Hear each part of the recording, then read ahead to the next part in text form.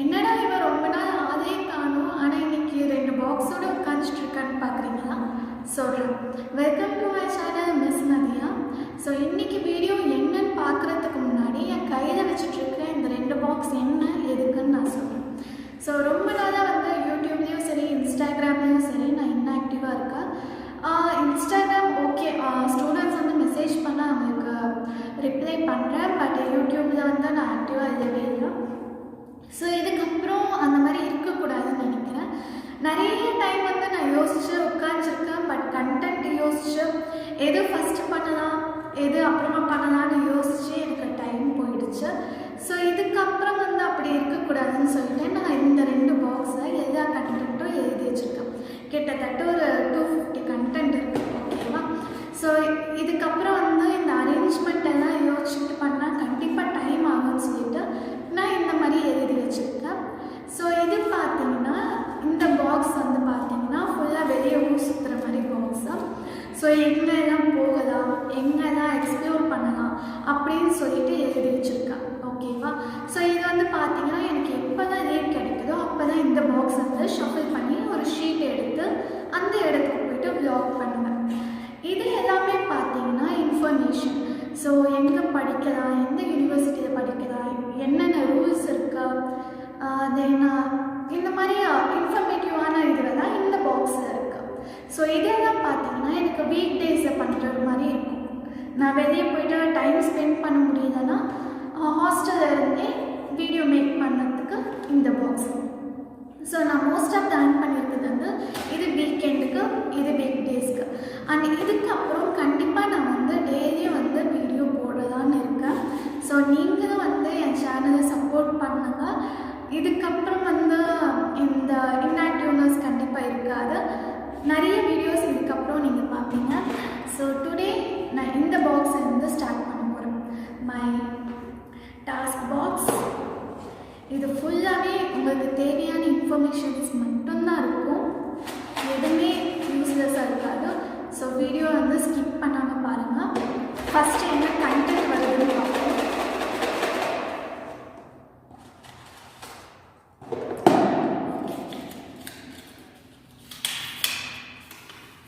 So என்ன வந்துருக்குன்னு பார்த்தீங்கன்னா clinical rotations and hospital exposure in Russia for international students.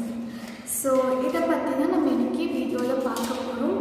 Actually எனக்கு வந்து வீடியோ கிளிப்ஸ் மாதிரி இருக்குல்ல, ஹாஸ்பிட்டல் போயிருக்கோம். பட் என்கிட்ட இருக்கான்னு வந்து பார்க்குறேன். இருந்தால் இந்த வீடியோவில் அட்டாச் பண்ணுறேன். இல்லைன்னா இன்ஃபர்மேஷன் மட்டும் இருக்கிற மாதிரி இந்த வீடியோவில் சொல்கிறேன். ஓகேவா? ஸோ நான் வீடியோ கிளிப்ஸ் இருந்தால் சைடில் உங்களுக்கு அட்டாச் பண்ணுறேன். ஸோ நான் ஸ்ட்ரைட்டாக பாயிண்ட்டுக்கு வரேன். நான் அப்ராடுக்கு போயிட்டு படிக்க போகிறேன்னு சொன்னால் முக்கால்வாசி இந்தியன்ஸ் வேணான்னு சொல்லுவாங்க. ரீசன் என்னன்னு கேட்டால் 2 விஷயம் தான் சொல்லுவாங்க. அங்கே போனீங்கன்னா உனக்கு ப்ராப்பராக கிளினிக்கல் ரொட்டேஷன்ஸ் கிடைக்காது, கிளினிக்கல் நாலேஜ் இருக்காதுன்னு சொல்லுவாங்க. இது எந்த அளவுக்கு உண்மைன்னு கேட்டால் என்னை பொறுத்த வரைக்கும் கிடையாதுன்னு தான் சொல்லுவேன். ஏன்னா ரஷ்யாவுக்கு நம்ம ஊர் ஆளுங்களே நிறைய பேர் படிக்க வந்து இங்கேயே கிராஜுவேட் ஆகி இங்கேயே வேலை பார்த்துட்ருக்காங்க. ப்ரொஃபஸர்ஸாக இருக்காங்க, டாக்டர்ஸாக இருக்காங்க, சர்ஜன்ஸாக இருக்காங்க.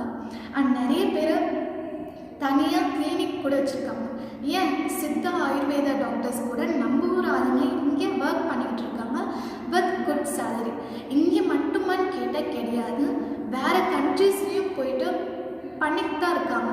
அண்ட் இந்தியாவில் கேட்டால் கூட சொல்லுவேன், நிறைய ஸ்டூடெண்ட்ஸ் எஃப்எம்ஜி பாஸ் பண்ணிட்டு அங்கேயும் கூட ஒர்க் பண்ணிக்கிட்டு இருக்காங்க. ஸோ இப்படியெல்லாம் இருக்கும்போது அப்ராடில் போயிட்டு படிச்சுட்டா வேஸ்ட்டுன்னு எப்படி சொல்ல முடியும்? ஸோ இது டோட்டலாக அந்த இண்டிவிஜுவல் பொறுத்து தான் இருக்குது, அந்த இண்டிவிஜுவல் ஸ்டூடெண்ட்டை பொறுத்து தான் இருக்குது. ஸோ ஒரு ஸ்டூடெண்ட்டை நீங்கள் எப்படி சக்சீட் பண்ணணுன்னா, ஃபர்ஸ்ட் வந்த உடனே நீங்கள் வந்து ஒரு ப்ராப்பரான மைண்ட் செட்டோடு வரணும், ரோட் மேப்போடு வரணும். நம்ம இங்கே முடிச்சுட்டு என்ன பண்ண போகிறோம், ஏது பண்ண போகிறோன்னு. ஸோ அதுக்கு ஏற்ற மாதிரி உங்களுடைய ப்ரிப்பரேஷன்ஸை நீங்கள் ஸ்டார்ட் பண்ணணும். From first year R from second year. ஓகேவா? ரொம்ப லேட்டாகவும் இருக்கக்கூடாது. செகண்ட் திங், நீங்கள் எங்கே போய் படிக்க போகிறீங்களோ அந்த ஒரு லாங்குவேஜ் கற்றுக்கணும். ஏன் வந்து நிறைய பேர் வந்து வேஸ்ட்டுன்னு சொல்கிறாங்கன்னா, கண்டிப்பாக வந்து அவங்க எல்லாருக்குமே வந்து லாங்குவேஜ் ப்ராப்ளம் இருந்திருக்கும். ஸோ லாங்குவேஜ் நீங்கள் நல்லா கற்றுக்கிட்டிங்கன்னா உங்களுக்கு ரொம்ப ஈஸியாக இருக்கும். இப்போ இப்போ நீங்கள் ரஷ்யா போகிறீங்கன்னா ரஷ்யன் நல்லா கற்றுக்கோங்க. ஏன் ரஷ்யன் ஒழுங்காக கற்றுக்கணும்னு சொல்கிறேன். இப்போ இங்கே இருக்கிற எல்லாருமே வந்து ரஷ்யனில் தான் பேசுவாங்க. ஸோ நீங்கள் ஒரு பேஷண்ட் கிட்ட கம்யூனிகேட் பண்ணணும்னா உங்களுக்கும் ரஷ்யன் தெரியணும். அவங்க என்னென்ன சொல்கிறாங்கன்னு அப்போ தான் உங்களுக்கும் புரியும். ஸோ புரிஞ்சால் தான் அவங்களுடைய கேஸ் ஹிஸ்ட்ரி என்னன்னு நீங்கள் எடுக்க முடியும். அண்ட் அதுலேருந்து ஏதாச்சும் உங்களுக்கு டவுட் வந்துச்சுன்னா உங்களுடைய ப்ரொஃபஸர் கிட்ட கேட்க முடியும்.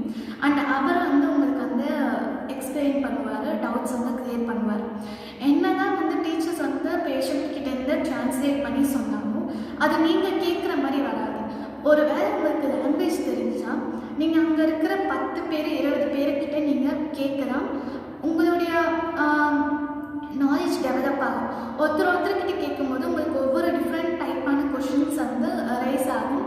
அதை நீங்கள் ப்ரொஃபஸர் கிட்ட சொன்னீங்கன்னா கேட்டிங்கன்னா அவங்க உங்களுக்கு டீட்டெயில்ஸ் என்னன்னு சொல்லுவாங்க. ஸோ இது மூலிமா நீங்கள் வந்து உங்களுடைய நாலேஜை வந்து டெவலப் பண்ணலாம். ஒரு வேளை உங்களுக்கு லாங்குவேஜ் தெரியாதுன்னா பேஷண்ட்ஸ் வந்து ப்ரொஃபஸர் கிட்ட சொல்லுவாங்க, அவர் வந்து ட்ரான்ஸ்லேட் பண்ணுவார். ஸோ அவ்வளோதான். அதுக்கு மேலே உங்களுக்கு வந்து என்ன கேட்குறது, என்ன பேசணும், இதுக்கு மேலே உங்களுக்கு எதுவுமே தெரியாது. அது அப்படியே ஸ்டாப் ஆகிடும். ஸோ உங்களுக்கே வந்து ரொம்ப கஷ்டமாக இருக்குது. தேர்ட் திங் என்ன அப்படின்னு பார்த்தீங்கன்னா செல்ஃப் ஸ்டடி. அப்ராடுக்கு போனீங்கன்னா நிறைய ஃபன் எதிர்பார்ப்பீங்க, என்டர்டெயின்மெண்ட் எதிர்பார்ப்பீங்க. அதை தான் நீங்கள் குறைச்சிக்கிட்டிங்கன்னா கொஞ்சம் ஈஸியாக இருக்கும்.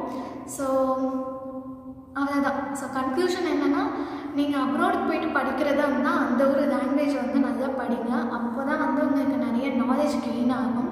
உங்களால் கேட்க முடியும் கொஷின்ஸு.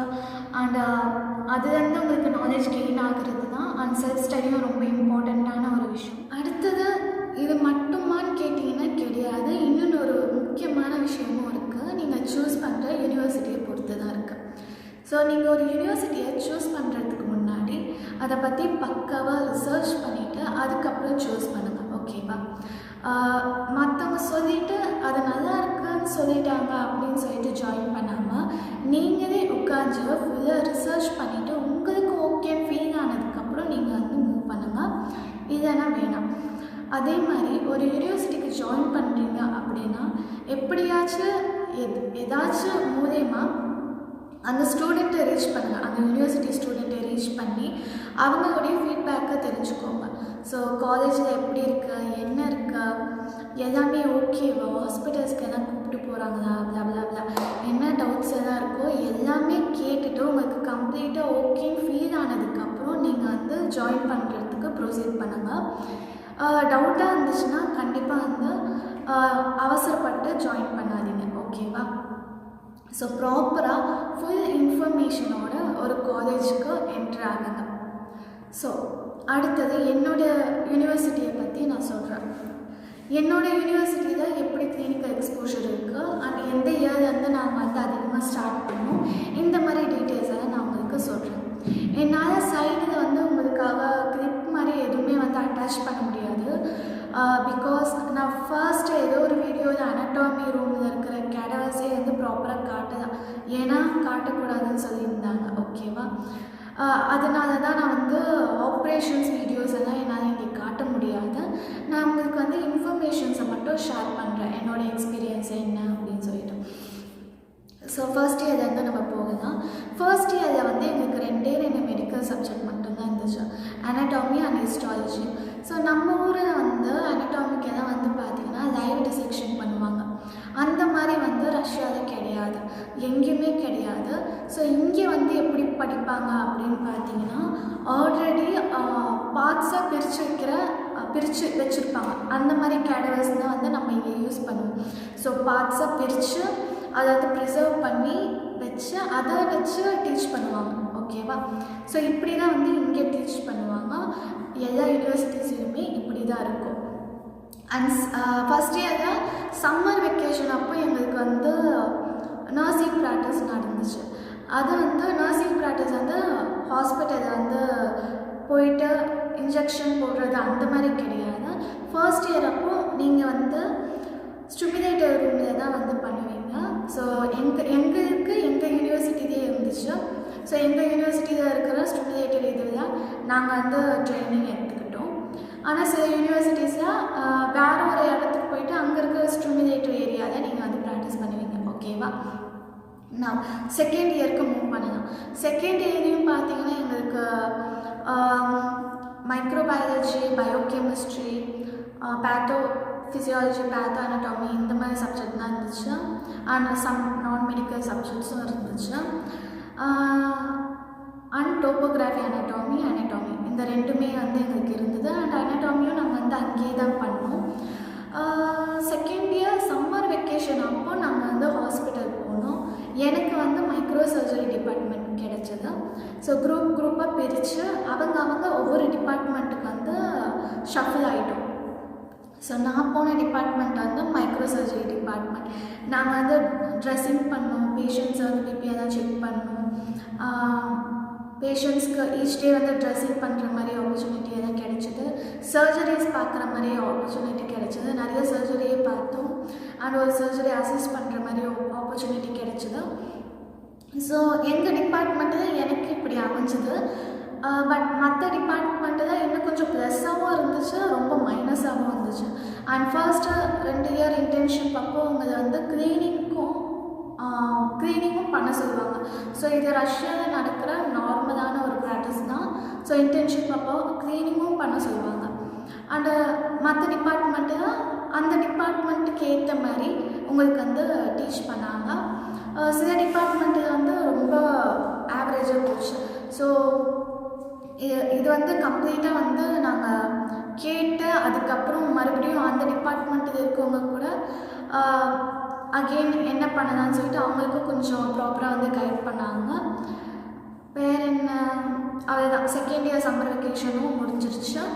தேர்ட் இயரில் வந்து எங்களுக்கு topography, anatomy, pathophysiology, patho anatomy, immunology, தென் ஃபார்மகாலஜி இந்த மாதிரி சப்ஜெக்ட் எல்லாம் இருந்துச்சு. ஹாஸ்பிட்டல் போகிற மாதிரி சப்ஜெக்ட் 2 தான் இருந்துச்சு. Internal disease and also general surgery இந்த 2 சப்ஜெக்ட் மட்டும்தான் இருந்தது. ஸோ நாங்கள் வந்து இன்டர்னல் டிசீஸ்க்கு அப்பப்போ வந்து போயிட்டு பேஷண்ட்ஸ் பார்த்தோம்.